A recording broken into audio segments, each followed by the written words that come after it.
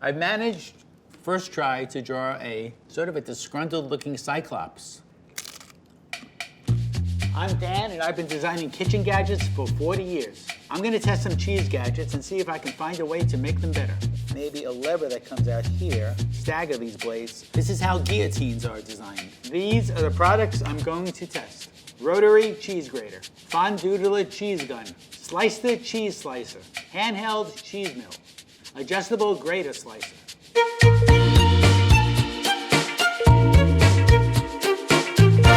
Rotary cheese grater. It is designed to grate cheese with a turn of a crank. Let's see how effective it is. I've got the medium grate attachment in place. I will first suction it down, which is going to be important when I start cranking. See if we can get started. And wow, it's going through this really quickly. Okay, so that felt pretty quick, and I think I annihilated that piece of cheese. Here's a slightly bigger piece of cheese. This cheese doesn't stand a chance. It is grated, and grated pretty quickly. Boy, I would say that worked pretty well. That was great. Get it? Let's see how the rotary grater compares to a standard box grater.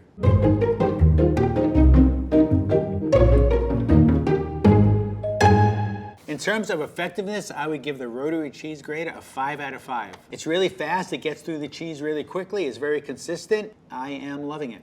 Now I'm going to try the left-hand oil test. By making my non-dominant hand slippery, it's going to highlight any deficiencies. And I read those comments. Get your mind out of the gutter. Now the first thing that needs to be done is I need to lock this to the table. I'm going to turn it towards me so I can get my left hand on it.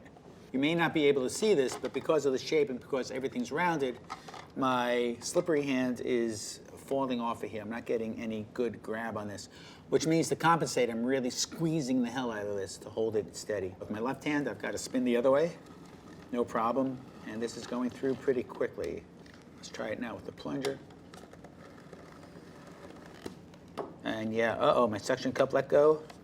Oh yeah, this could be a bit of a problem, and this depends on the countertop that you have. It took a little bit of work, but still, I think I'm a happy camper. In terms of usability, I would give this a 5 out of 5. Has a couple of things that I think can be improved, but I am willing to forgive it. Let's talk about a redesign. Even though I like it, I think there are things that can be improved. So this knob looks like this, and it takes some force to get this suction to the table. I would rethink this and probably give this a lever action. The other thing I would think about for the suction cup is make the flange just a little bit wider, and I'm thinking that may help it stick to the countertop a little better. In doing that, it may actually suction to the table a little more effectively. The way this handle is designed now, it forces you into this position, which can put your wrist at an angle and may not be as friendly ergonomically if your hand was on the edge here, if there was a ball to grab or a mushroom shape. That way you would keep your hand in a neutral position as you spin. I think that would be an improvement. In terms of a buy rating, I would give the rotary cheese grater a 5 out of 5. I am loving it. I love you because of your speed and your ease of use and your ability to give me a lot of cheese very quickly. Fondoodler cheese gun. It's basically a hot glue gun for cheese. Let's see how effective it is. The inside piece is a tube. This tube is going to get filled with cheese. As it's melting, it's going to get pushed out the tip. I'm going to turn this into a glue stick size rectangle. Squeeze it down. I'm going to assemble it into the gun. As the cheese is heating in here, it's expanding a bit, so little bits are dribbling out. Our canvas today is going to be a bowl of taco chips. Okay, let's give it a try. It is rather melted. It's not a smooth output of cheese. It really is click by click. Give it 2 eyes. Ooh, the eye isn't quite working. I've managed, first try, to draw a sort of a disgruntled looking cyclops. It tastes fine. It just wasn't the amazingly beautiful piece of artwork I expected, but we'll give it another try. It really is coming out rather unevenly. It's not like a continuous flow. Boy, I think this needs to be a slow process because as the new cheese gets into the heated tip, it is not yet melted, and you can see it's coming out as a chunky version of melted cheese. Let's see how it compares to using a microwaved cup of Velveeta.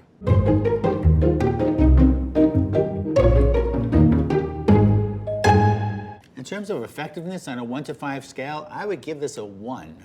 I don't think my artistic visions have been fulfilled. It's time for the left-hand oil test. I am going to try a spiral again. It's going to be my trademark in the art world. Boy, the problem is it's good for the first squeeze because the cheese is melted, but as you go along, it's just getting to be chunky in consistency. I'm getting some leakage inside the tube, not having a wonderful experience this time out. I will say that my left hand being slippery, it does highlight the fact that this is a bit out of control, especially as I'm pumping. I'm a little less coordinated with my left hand, and as I pump, I can feel the nozzle just being a bit out of control. I guess I could use 2 hands to do this, and probably if I wanted to be accurate, I would. But that doesn't solve the problem of the fact that the cheese just doesn't want to flow. I'm not sure I'm really proud of my final artwork, but here it is. I know this may not look like much, but we are willing to sell this segment of the video as an NFT for $60 million. In terms of usability, I would give the Fondoodler a 1 out of 5. I don't think you're going to be happy with it. It's just not a smooth working tool. Let's see how I would redesign this. For one thing, I think we need to melt more cheese. Right now, the part that gets hot is this metal tip. It's kind of small. It's also kind of lightweight. I would extend this so that the heated area extends, boy, at least halfway up this tube. You're going to want to have a lot of melted cheese if you're going to draw any sort of shape. And also, I would probably consider, instead of a round shape to this tube, I would consider a rectangular shape. That would do a couple of things. One, a rectangular shape would automatically align the slot so that it's horizontal.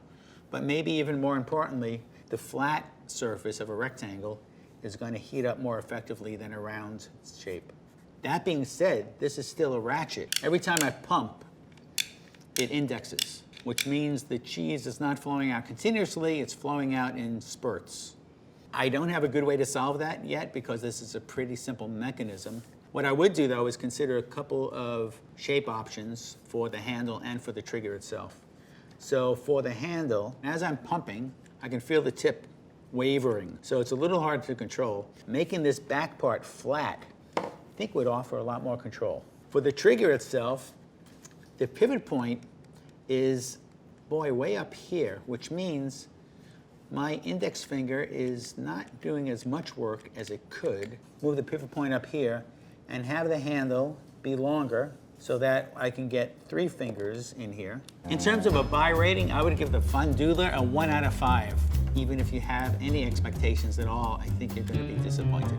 For all you cheese artists out there, I'm sorry to be the bearer of bad news, but I'm not sure the Fondoodler is going to make you shine. Slicer, cheese slicer. Its purpose in life is to slice cheese in one downward motion. Let's see how effective it is. The cheese slicer does have a thickness control, and I think I will just set it to a medium thickness to give it a test. I'm going to push the bar up against the edge of the cheese and push. I've got a piece of cheese stuck in here. Let's see how I can release that easily. And it's okay. Actually, it's a little bit thicker on the top than it is on the bottom. I'm going to do a few in a row. It's taking a bit of pressure because I am cutting the entire width of the cheese as opposed to if I was doing it with a knife, I'd probably angle the knife. And let's see what we ended up with. The other slices were relatively even. The first one I did was a little off. It was okay. It sliced the cheese. I didn't feel the magic coming out of it. Not very impressive. Let's see how the Slice the Cheese slicer compares with a good old kitchen knife.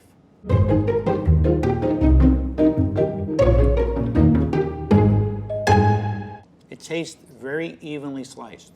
In terms of effectiveness, I would give the Slice the Cheese slicer a 2, probably no better than that. I don't think it's really any more effective than a standard old kitchen knife. Let's test its usability. I'm going to try this again, and I'm going to make my non-dominant hand a little slippery. Let's see how I'm doing. Oh, I really slipped forward at that, because again, it takes quite a bit of force now. It takes some pressure to push down because you're slicing the entire width of cheese at the same time.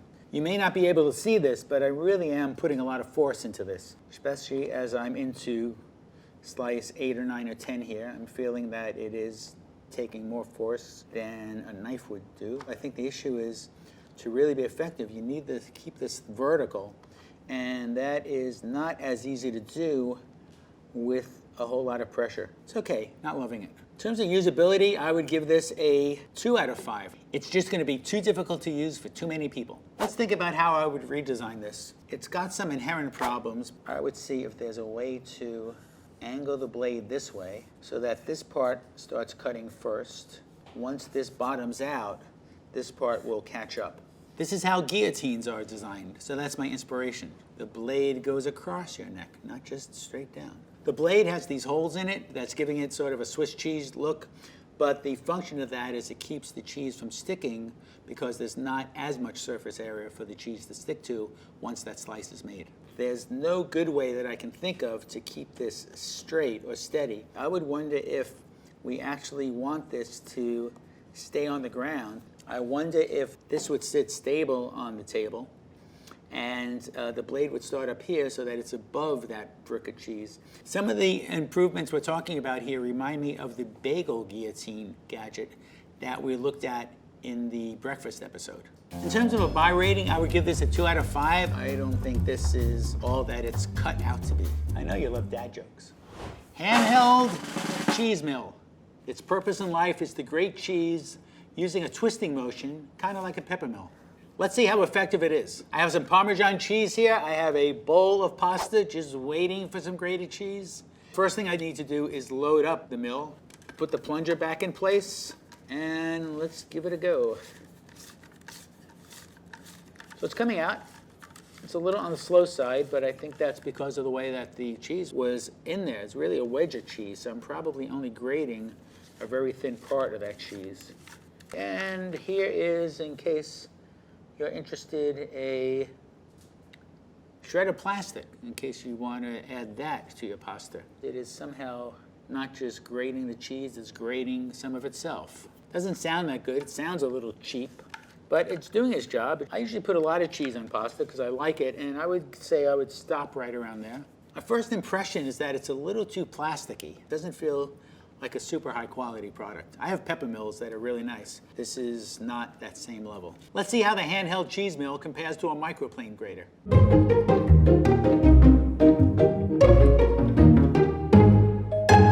In terms of effectiveness, I would give the handheld cheese mill a 2 out of 5. It does not grate nearly as well as the handheld grater, so I think you have better alternatives out there. Time for the left-hand oil test.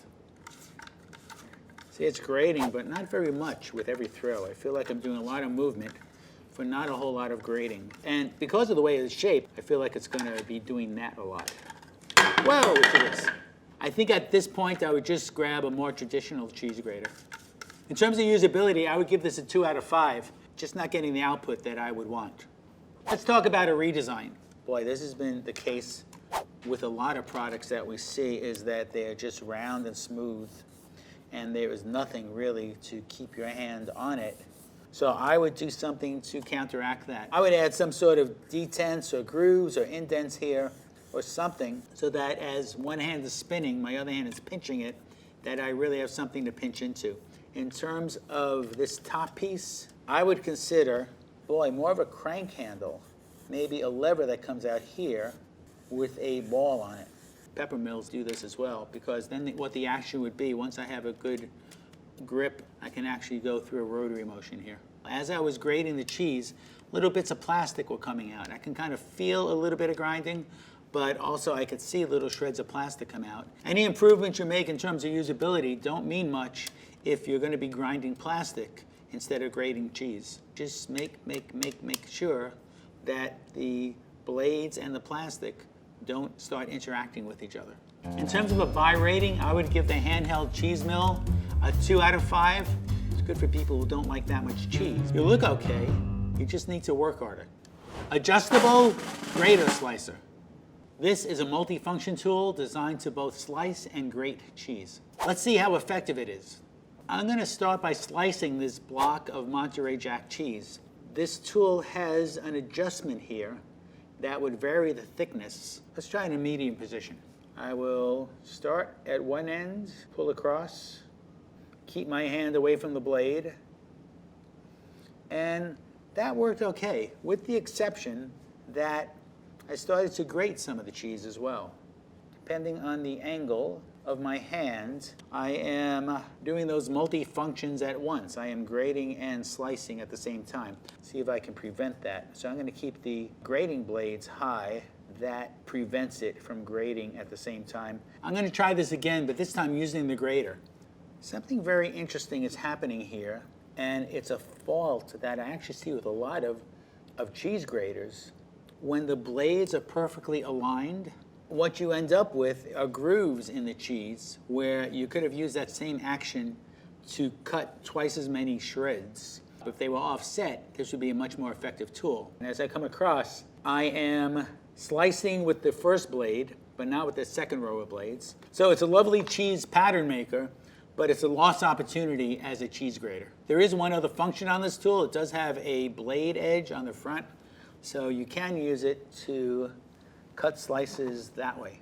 So let's see how the adjustable grater slicer compares to a regular cheese grater and a regular kitchen knife.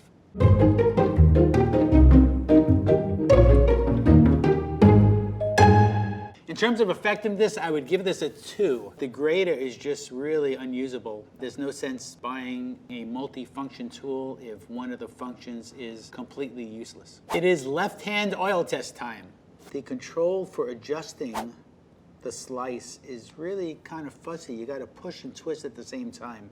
But I'm going to open this to some sort of medium-sized slice. I could see right away that because my hand's a little less coordinated, positioning this is a little trickier than it would be with my other hand. That already gives me some thoughts for improvement. You know, it works okay. This is a little more awkward than using my right hand. And let's try grating. To no surprise, the same issue. What I'm doing is grooving the cheese, but not really getting all of the grated parts out of it that I otherwise would if these blades were in a better position. My left hand is highlighting the fact that it is really a lot of work to get just a little bit of grated cheese from this tool. In terms of usability, I would give this a 2 out of 5.